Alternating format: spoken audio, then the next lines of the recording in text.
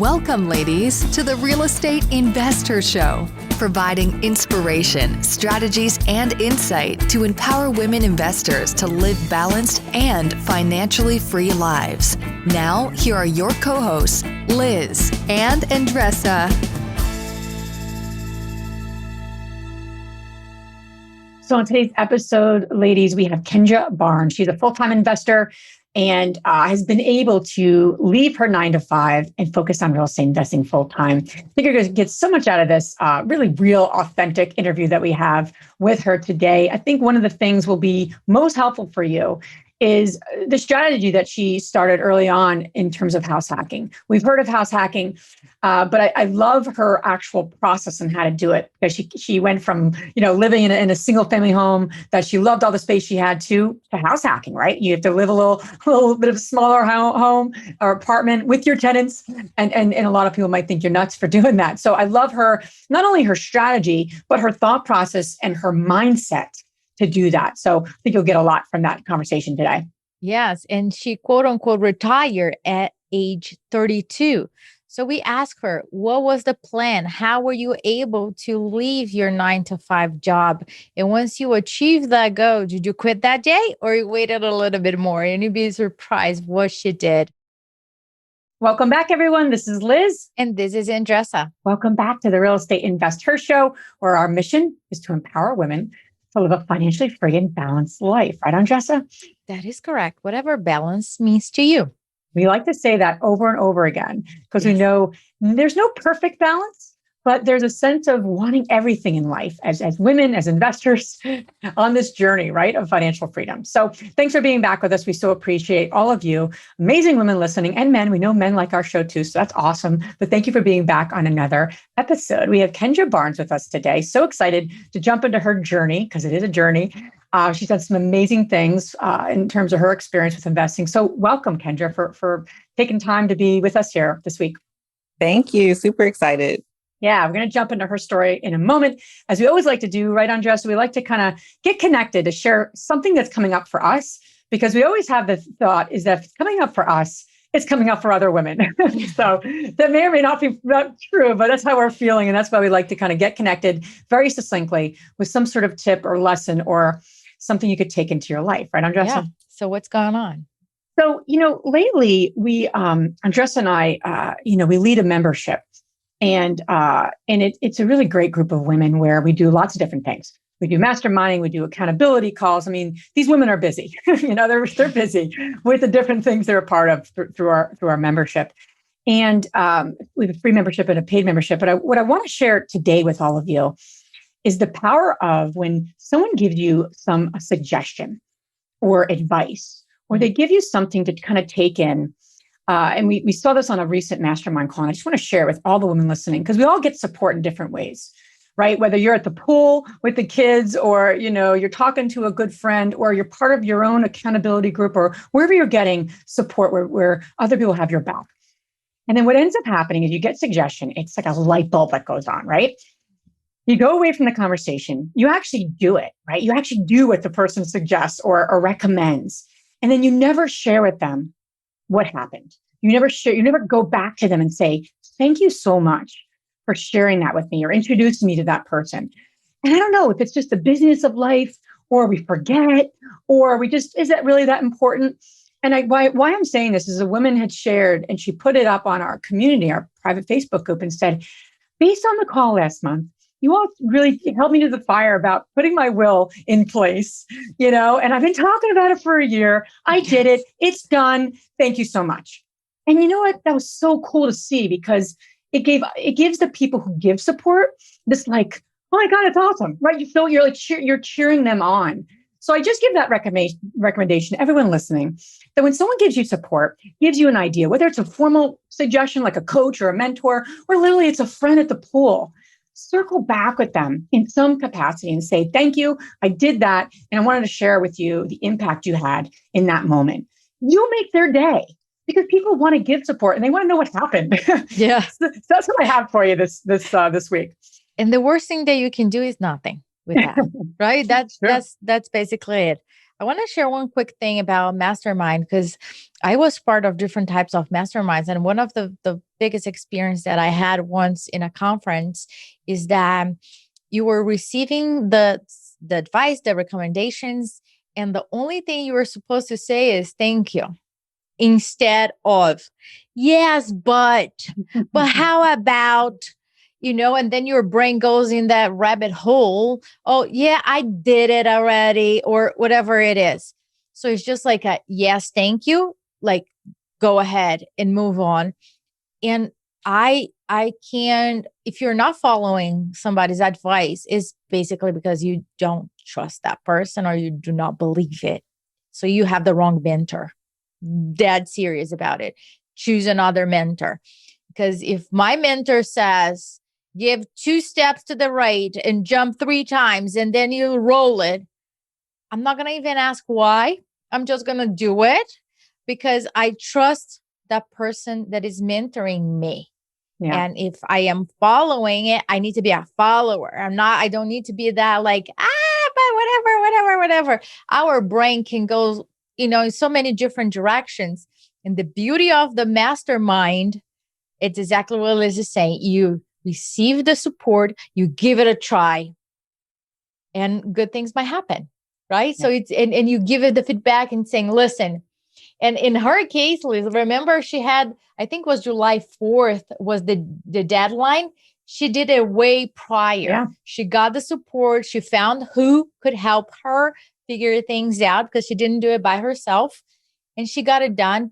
And the relief of that, right? That was on her to-do list for such a long period of time. You might be thinking, oh, that's such a small item, but it holds such a heavy weight in somebody's life. Yeah, so your weight might be different than mine, but we all have those, right? So get the support that you guys need to just move the needle. That's the goal. Yeah. And share with them. Thank you. Yes. Appreciate the support.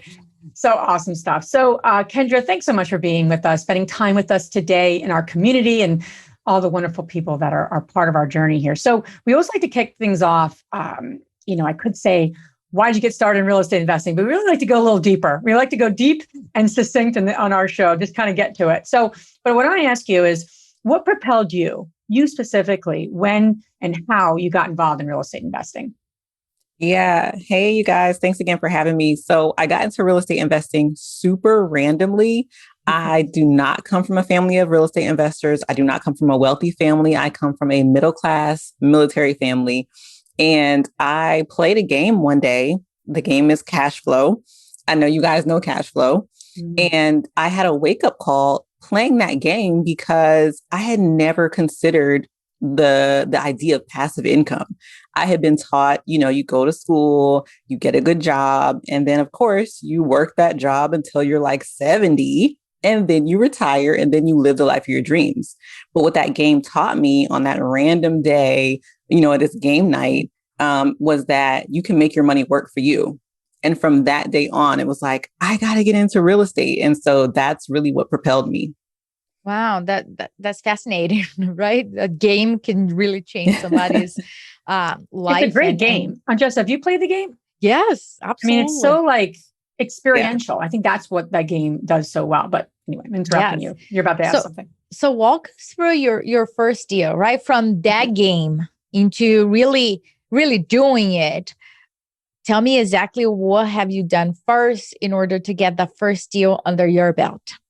Yeah. So you have to know that. So at this time I was married. So my husband and I worked for the government. We made really good money. We had a really nice house.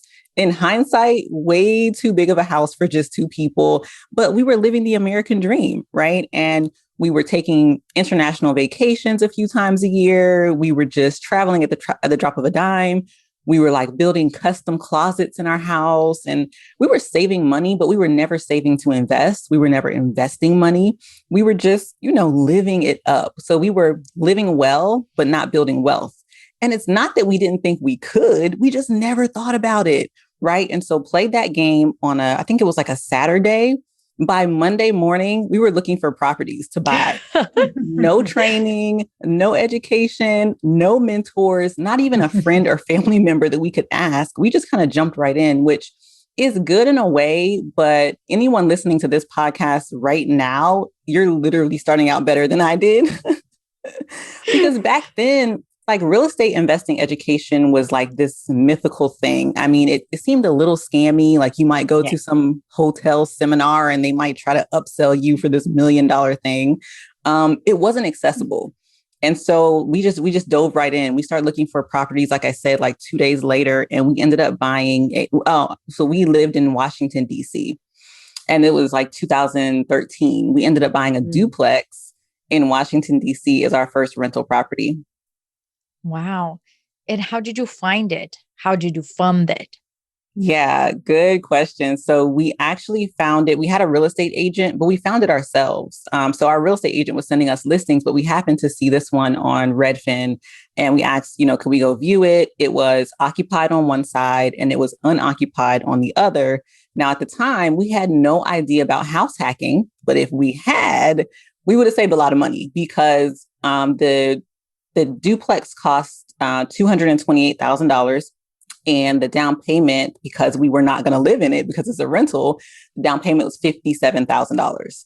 We did not have $57,000, not because we couldn't have saved that much. It was just because we hadn't been saving. It was like a spur of the moment thing. So the way we ended up funding it was borrowing the money from our retirement accounts. And I will pause and say that anyone that considers this method, please consult with a financial advisor. Please make sure the numbers work for you. The numbers worked for us very beautifully because we said, okay, we'll make more money in this investment than the money's making in our retirement account. And like I said, it ended up working out great. But that was like our only option. We didn't know of any other way at the time, honestly. Like, how are we going to come up with this kind of money? So we borrowed that money from our retirement accounts to get that duplex. And it was funny because we were thinking, okay, cool. There's a renter already on one side. The mortgage was exactly $1,025 a month. The renter that was on the one side was paying $1,000 a month. And we're like, we're pretty much breaking even. We're just going to coast it out and do some renovations on the other side. Once those cosmetic renovations are done, we'll get that rented out. But, at least we're covering our expenses pretty much. Literally a week after we bought the property, the tenant just moved out. Like he just left in no warning. And then we were like, how do we find tenants? Like we hadn't even done any research. Like, how do we even know what to charge them? How do we write a lease? How do we even search for tenants? And so we ended up having to make a split second decision to put it on Airbnb to just make money in the interim while we were trying to figure it out. But that's kind of how we got started. Love it. And, the power of retirement accounts, right? It's just, it's staggering how much money is in retirement accounts. They say 2 trillion or something ridiculous, or it's just really high. It's a lot of money out there. And it's just amazing how much us investors, and then the percent of actually people investing in real estate is very small still, like less than 5%. And so there's a real opportunity, right? It's a huge opportunity. That's another conversation for another day. But the amount of money that's in retirement accounts for us to borrow with other people, especially if we have a self-directed IRA, a lot of women are they convert their retirement accounts, they switch jobs, they get the 401k, they just put it into a self-directed, and then wow, they have such an opportunity to lend that, right? Equity, debt, doesn't matter, but they can do both. Again, consult with these types of companies, but we built our business on that. And it's just, it's amazing how many people don't tap into that. And the masses, I mean, not, all us investors, right? It's like this little secret club, but the masses are not. And I was talking to my brother-in-law and he has so much money in his retirement account. I'm like, what percent are you getting? He's like, yeah, I need to do something different. I'm like, you don't even have to work with us. I could give you like literally 25 people to work with and you'll be getting triple what you're making. It's funny, right? Because you guys are doing it. And then like your family members, you're like, what's going on with you? Or people that buy their houses without asking, what do you think here? Does he need anything? It's just crazy. I want to do like a family seminar. Me and Matt do a family session of like everyone we're related to, get into a room. It doesn't matter about working with us. It has nothing to do with that. Just like a little educational. But anyway, I digress. So Kendra, so you do the duplex. And I feel like we have such parallel stories. I feel like our first duplex, we were learning as we were going, quite honestly. And so So walk us through that. Like, what was your second deal, and what did you learn? Like, what was the biggest lesson, if you had to do it over again, that you would have really done differently on that first deal that propelled you into the next deal? Yeah, I would have house hacked first, because if we would have house hacked, we could have put like 3.5% down, right? Which would have been $8,000 versus $57,000. But honestly, you guys, like, I wasn't in that wealth building mindset. Like, I wanted to invest in real estate. Investing in real estate and being ready to build wealth from the ground up is so different. Like, you have to be willing to sacrifice. And like I said, we were traveling, we had this huge house, and to house hack in that situation, I would have had to do a major downsize. And I was like, I'm not, at the time, if someone would have brought that up to me, I'm not living in some tiny 1-bedroom apartment. I work a job every day that I hate. I got 2 degrees. I got a master's and a bachelor's. Like, I'm not living in a 1-bedroom apartment, right? Going from this huge house. But once I kind of got into the thick of things, I realized, you know what, in order to get to the place you want to go, you have to often be willing to do things that other people wouldn't do. So our next deal ended up being a house hack. And this is how we came across it. This is how we even figured out what house hacking was and the benefits. We got addicted to real estate investing. Once we started seeing the returns we were making on Airbnb, we're like, we should probably do this again. Like, this is crazy. So we're looking for properties and we're trying to figure out, what can we afford? Like, how are we going to be able to afford something else in DC? And we came across a 4-unit building, and we're like, we should probably partner with my husband's sister, my sister-in-law, and we're running the numbers like, okay, in order to afford this, we need to partner with a family member. But then the real estate agent was like, well, you could probably afford this yourself if you house hack, because of the way they calculate your income on a multi-unit building. And we're like, what? We can afford an $800,000 building on our own with 2 other mortgages? Yes. And so that's how we figured out the power of house hacking, the low down payment, the way the mortgage companies calculate that potential rental income when qualifying you, right? And so we were able to afford this extremely expensive 4-unit, live in 1 unit, rent out the others, have our living expenses covered. So now that big house that we lived in originally is being rented out. The duplex is fully rented. We're living in the 4-unit for free, basically, because our tenants are paying that. We're making that cash flow. And so that's kind of like the next deal. And that's also what I wish I would have done differently, was house hack first, but it actually worked out perfectly, because that 4-unit house hack changed the game for us. It changed the game. So let's dive into that a little more. So how did you find the deal? How did you, so did you start to like build out a network in that area? You get that 1 duplex, and did you use the same realtor? Did you start to like build out a team? Was it like a block away? Was it a completely different section of DC? Like, how did you migrate to the next deal? It was a completely different section of DC. We did use a real estate agent, and it wasn't the same agent from the first deal, but it was someone like within our network. And we found it just like looking through listings, and we went and saw it. And it's funny, because our original idea for it was to eventually turn it into a bed and breakfast. We're like, this would be perfect if we did some renovations, and we had this big dream. But once we started seeing how much money we were making, just leaving it as is, that's the thing about some rentals. Like, I think sometimes we want to make things so fancy and put like marble, countertops and like all these things. And it's like, you can make a decent amount of money just making sure that it's clean, safe, and functional. Like, not everybody wants this magnanimous place to live in. As long as you're offering a really nice product, very safe, clean, safe, and functional, you can make some good money and still provide affordable housing to people. And so we just kind of stuck with that. Yeah, and I'm just we should have done our finger thing where we like to take the ball from each other and fight for the next question. But I'm going to just keep going since I'm speaking. But I wanted to just reiterate what you just said, because it's really, really important that so many people get into multifamily. And then you start asking them, what kind of renovations are you doing? And I said, oh, we're going to do this and that. And based on what? Oh, just seems like a good idea. Or like their answers are not really backed by any sort of facts. And even if it's a 4-plex, duplex, 10-unit, we really started to get into this mindset as we got into larger multi, where we go to those buildings. We go to the competition. I want to walk those units. I want to see because again, you think about, this is a business. This isn't just renting an apartment. You're building a product for a customer, right? Yeah. Exactly what you're saying, Kendra. And I don't think enough people, like, if you want to buy a duplex in this particular area in this city, and Atlanta, Georgia, I'd be starting to walk some other duplexes and other small multis in Atlanta, Georgia, in the same area that I'm looking to buy a property before I buy. That's what people could be doing now. So many people want to complain about the market and this and that. And then you start to ask them questions.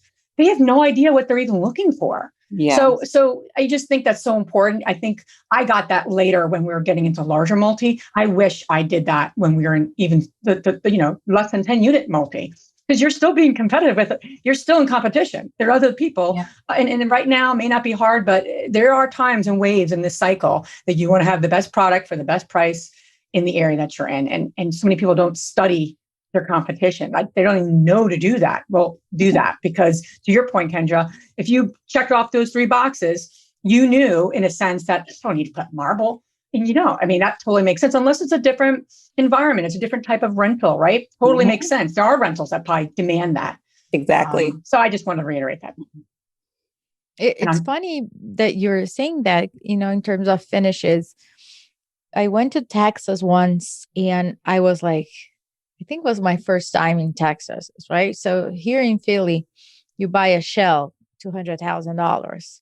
And I went there in my friend's house and she bought this, I think 3-4 bedroom house, huge backyard, like 2-car garage, all of it, like $235. I was like, wait a minute. 235 for, Yeah. And then I start looking around. I'm more like interested in like types of finishes and things like that. It's different. It's completely different, right? So if I were to invest in Texas, I cannot use the same finishes I use here in Philadelphia. Exactly. I just can. And it applies everywhere. And if you're renting, it's one type of finish. If you're rehabbing, it's a different type of finish there. I always suggest to create a master scope of work and finishes list so you can keep using it over and over again for your projects, so you don't waste time picking up stuff all over again, so you can really scale. So I want to transition, Kendra, to you. You and your husband were 9 to 5, right? Had 9 to 5 jobs. And a lot of the folks that are listening to us today are either going to work or already transitioned to real estate. But a lot of you are either at work right now listening to us or going, idealizing the time in the car to listening to us. So we appreciate you. So for all of you that are thinking, how can I put in place a plan so I can transition, right? I have a family, I have bills to pay. I cannot just say, well, let me just quit my job and just, start investing in real estate tomorrow, right? For many people, that will be amazing, but their responsibilities are there. So I'm curious for you, what have you done from the time that you say, okay, real estate is something that I would like to pursue? Did you have this master plan, or you created it as you went through it? What would you recommend? Yeah, I love this conversation because I often get the question, well, how many rental properties do I need to leave my 9 to 5? And I'm like, I'm glad you asked, because there is no magic number. So for anyone listening that's not aware, I actually was able to leave. My husband and we both left our 9 to 5s.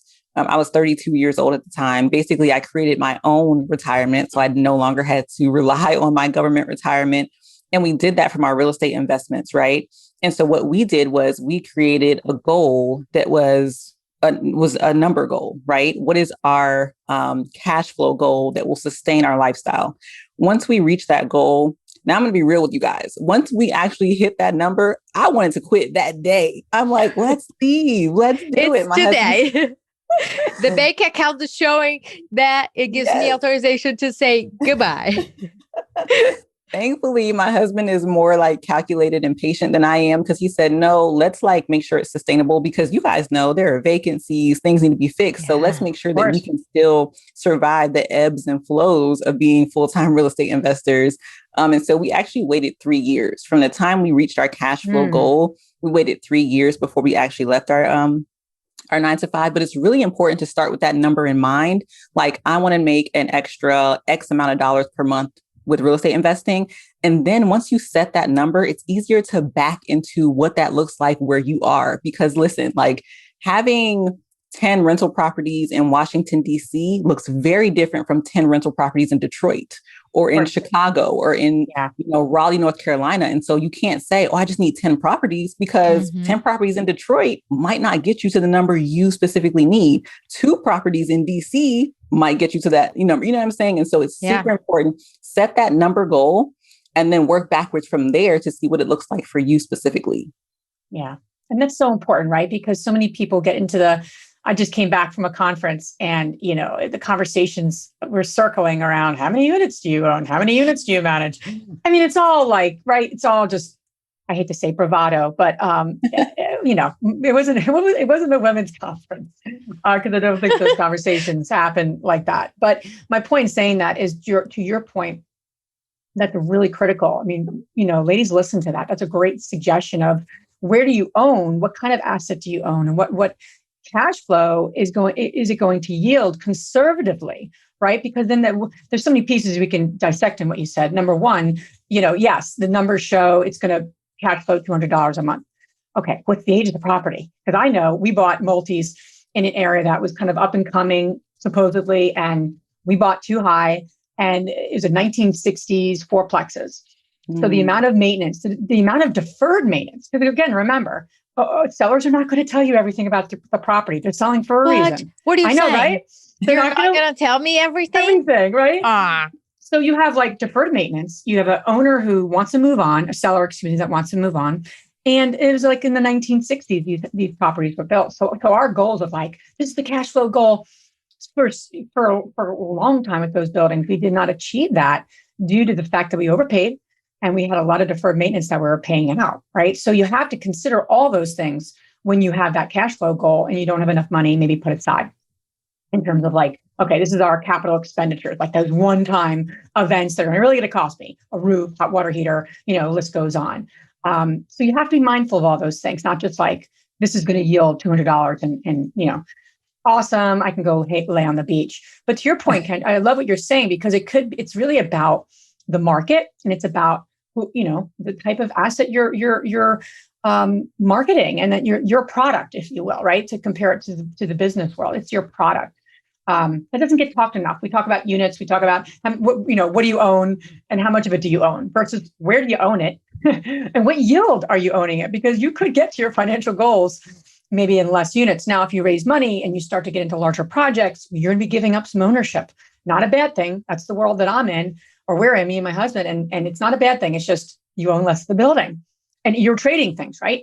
So again, I say that in a way that there's no one way. Exactly. Versus like what number of units? That's the wrong question. You should be saying, where do you own? I always say, what do you get right? out of this question, right? If somebody says 200, 2,000, okay, great. What do you get out of it? What do you get out of it? Yeah. So I love that. So you got into the fourplex, now you're house hacking. How did you do? I think something else I want to ask you is, you had a lifestyle before you started investing, right? You said you traveled internationally. You didn't want a house hack because for the very reason, like, hey, I've earned this, this is where I want to live. And how did you get over the mental abilities? Because I know so much in building wealth, at least from my own experience, it is a little bit of a delayed gratification. It is stepping back so you could step forward. I mean, at least my own experience, right? So how did you like mentally prepare yourself, saying, okay, this is what we're doing. We're changing this. Our lifestyle is changing so that we can build wealth. Like, because some people listening to this, or some people out there that are all on our circles, if they were given the choice, they'd say, no, I'm staying in that house. I'm not going to that one back. What? I have to live with my tenants? Yeah. Like, I'm sure you got that, right? I'm sure you got the like, what are you doing?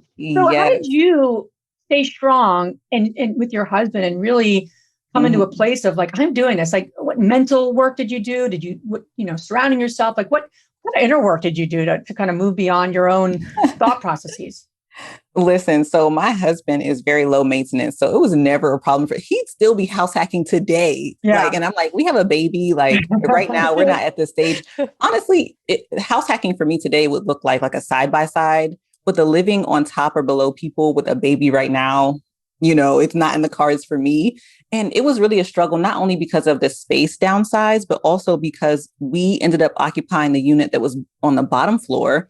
And the noise and everything, like I'm a very noise sensitive person. That's another thing to think about when you're house hacking. And so it was a struggle. But what kept me together through it was once I started seeing that cash flow, and when I went into work on those really bad days, just the freedom to know that I could walk out of there if I wanted to. Like, I don't have to be here when somebody got on my nerves, my boss wasn't respecting me, or I felt like I wasn't getting, the credit I deserved or the pay I deserved. I was just like, I could literally walk out today if I wanted to. And so that was what was helpful. And how did you deal with the family, right? Because a lot of people might be saying, what's going on with you guys? Are you guys going broke? Or why would you do that to yourself? You have a master's degree and you earn your money. Why are you doing that? Because I'm asking you, I don't know if that was your experience or not, but a lot of people, right? They make decisions based on what others are going to think of them or the family or the status that they want to continue pursuing. So did you have to cut relationships or build, new friendships? How was that portion for you? Yeah, oftentimes what you'll see is the people closest to you will project their fears on you the most, especially if you're the first investor in your friend circle. If you're the first investor in your family circle, it'll be the people closest to you that'll cast the most doubt.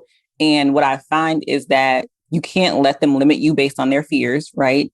And just by, keep doing the work and keep going at it, you are going to basically shine a light based on your success, right? And you can show them based on your success, like, hey, and then they may come around, they may not. It is really tough. I think that's a tough hurdle to get over. But like our family on our first property, the duplex we bought, it wasn't in the best neighborhood. And they were like, are you guys crazy? Now that neighborhood is like one of the hottest neighborhoods in DC.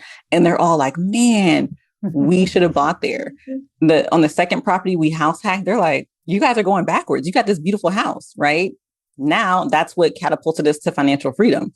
When we quit our jobs, our family was like, why would you quit? You have a great job. Why don't you just pay your dues? You're not old enough yet. And it's like, right. Who said?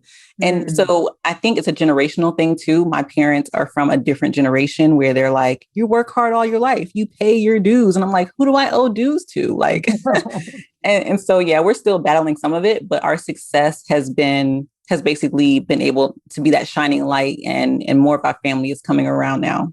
That's awesome. I'm listening to a book called The Psychology of Money, and it tells about each generation deals with money and investment in different ways. So, people that went to a recession or different types of wars will behave differently. And it's something that they pass to their children, but their children don't live in that era anymore. So it's just like, how can you break the cycle and really ask the question, right? Who said, right, that I am not old enough to quit my job? It's so crazy. In terms of where you are right now and the pandemic, what the pandemic taught you and changed your business? Yes, this is a great segue because, and back to your point about like family and things like that. See, before the pandemic, let me give you an example of like this whole mindset, difference. Before the pandemic, my husband and I, right now we live in Texas. Our rentals are in DC and Maryland, and we live in San Antonio, Texas now. But a few years ago, we had actually relocated to Fort Worth, Texas. And then we went back to DC and we came back to Texas. Anyway, we lived in Fort Worth, Texas. We were self-managing our properties from Texas. And our way was we had a team on the ground. So if something happened, we knew who to call. But in some instances, my husband, if he could fix it himself, he would just fly back. He's like, the flight's $200? I'll get on a plane and do it myself. And that's just the way we did it. And our family was like, why are you guys always flying? Why are you going?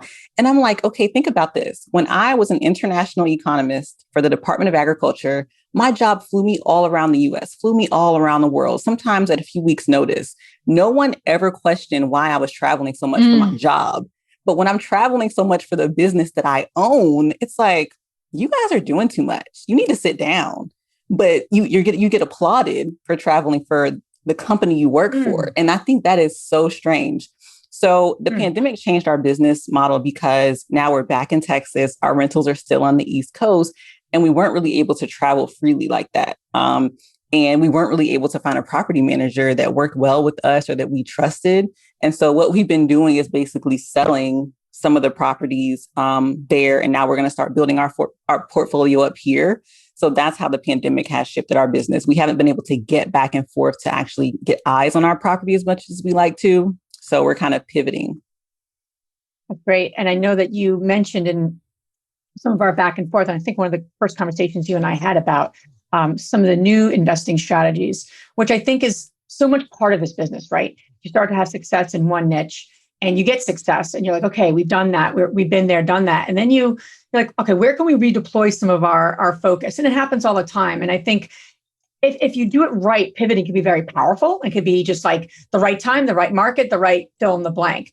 Mm-hmm. Some people do it too quickly, too soon, and they don't set themselves up for success. So I'm curious to hear from you a little bit about the shipping container homes.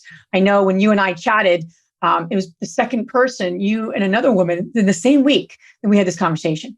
And Erin, Andressa, and it's just like, I don't know that many people, but literally I talked to 2 people in 1 week. So I'm like, that's interesting. So, and I was very intrigued. So share a little bit about, as you're transitioning and pivoting, because so many women listening right now, so many women in our community they've had success in one niche and they really do want to pivot into something else, but it could be scary again. It's like that kind of like the entry is again, like, oh, I don't know if I could do this. Meanwhile, you totally can, because you're just pivoting. But how did you move through that? And tell us a little about shipping container homes, because I'm still super fascinated by it. We don't own any, but I'm just like, I just love learning about that niche. It's super fascinating. So tell us a little about how you are powerfully setting yourself up for success to pivot, and then tell us a little more about the niche as well, if you can. Yeah, I'm loving the idea of shipping container homes right now. I haven't actually purchased my first one because I'm still looking for some land. But I located a few companies that create them. I actually found one on the side of the road that like someone is like for sale by owner. That's what gave me the idea, because I'm like, wait, this entire little tiny house is like $30K. That's really good, right? And it's already, people are kind of in this whole tiny house craze as far as short-term rentals. It's all about the experience. And I thought that was a really good price for the return that I would be able to get, find some land, put that shipping container on there and be able to rent it out either on Airbnb or do a location rental like Peer Space. People need space for film shoots, photo shoots, meetings, or just a quiet place to have a Zoom meeting. Everyone's on Zoom. Everyone's working from home, And so I just saw the opportunity there. But for me, even with the cost of lumber going up, right? Shipping container homes could be a way to kind of like get around this. Well, they say the price is going back down now, but, I just think it's a really great opportunity to get like a low barrier to entry and make a good return on your investment. And just out of curiosity from that perspective, like you're pivoting in a new area with a new niche. So how have you been able to what are some of the things that, you're doing to kind of mitigate risk, right? Because I think as you become more experienced in this business and you start to get some rentals on your belt and you know what you're doing, the things that we worry about now, at least the things I worry about now, are so different than when we started. Mitigating risk, I didn't even know what that meant. I didn't even use those words. Yes. Like if someone said, you really need to mitigate your risk, I've been like, I'm sorry, what? I don't know what you're saying. Like I did everything opposite of mitigating risk. How can I get into things and make the most risky decision? But now it's different, right? You get older, you have a family, you're like, I just want to do things that are mitigating our risk or decreasing our risk. So what were some of those kind of that thought process for you? Because I think that's really helpful for the women to listen to and hear, because it is a thought process. Like you said, okay, $30,000, finding the land. Like, did you find, build some new relationships in that area? How did you set yourself up for success? Yeah. So here's what I do. Like now that I'm wiser, like you said, like older and wiser, when I identify a property, whether it's a shipping container home or any other kind of home, to mitigate risk, I make sure that I can easily pivot with my rental strategy and still be profitable. Like if I see a property and my first idea for it is Airbnb, that's cool. And if the numbers look great for Airbnb, that's fantastic. But what if Airbnb doesn't work out? Can I still rent it on Section 8 and still be profitable?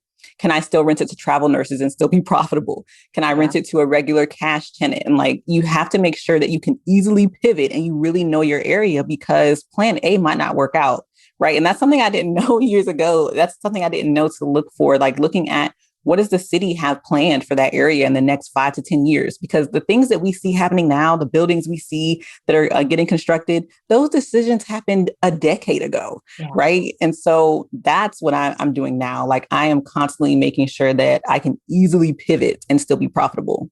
Love that. God, I wish someone wrote that down for me too. And I started, I'm like, brilliant idea. And it's so common sense, but it's not common practice when you're starting and you're growing. And it's like, oh, brilliant. So, Kendra, this is awesome. I so appreciate all your great insight, great tips. Where can the ladies listening learn more about you and follow you along on your journey?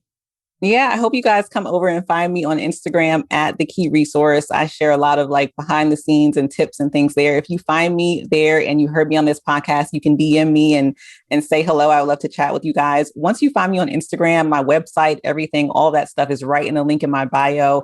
I look forward to connecting with you guys. And listen, I just want everyone to remember that no matter what your family history is, no matter what your financial history is, you are worthy of wealth. And you can build it from the ground up with what you have right now. Wonderful. All this information you guys can find on our show notes. Now we're going to transition to our fabulous 3 questions. And the first one, Kendra, is what is the most transformational book you ever read? It is The Big Leap. The Big Leap. It's not like a real estate investing centered book, but it's all about mindset. And that book was life-changing for me. Wonderful. The second question is, what's the most powerful routine that you do to create a financially free and balanced life? The most powerful routine, weekly business meetings for me right now. For my husband and I, that's our routine. Love it. The last one is, which woman, famous or not, has inspired you the most? Maya Angelou. Love her. Yeah, I know. She's amazing. Yeah, trust people when they show you what no, I'm paraphrasing her. I'm not going to say it. Believing people when they show you who they are for the first time. Mm-hmm. That is true. Yeah. Wise woman. Kendra, thank you so much for being on our show. Thanks for sharing all your great tips and your journey. Very inspiring. I just love what you're up to. I just want to see all the neat things you do. And I want to learn more about shipping containers. We got to stay in touch because this is a great niche and it's affordable housing. It's another topic, but that is what this country needs. So love it. Love what you're doing. Thanks so much for coming on our show. Thank you, ladies. Talk to you later. Thank you. If you enjoyed this podcast and want to receive updates on our next interviews, go to our website, therealestateinvestor.com. There, you can subscribe to our show, become part of our investor community, and get updates on upcoming episodes. If you like our show, please share it with other women who would benefit. And don't forget to leave us a rating on iTunes. We'd really appreciate it. And as always, we encourage you to take one action as a result of today's show and put it into motion so you can live both a financially free and balanced life. Thanks for spending time with us. Ciao.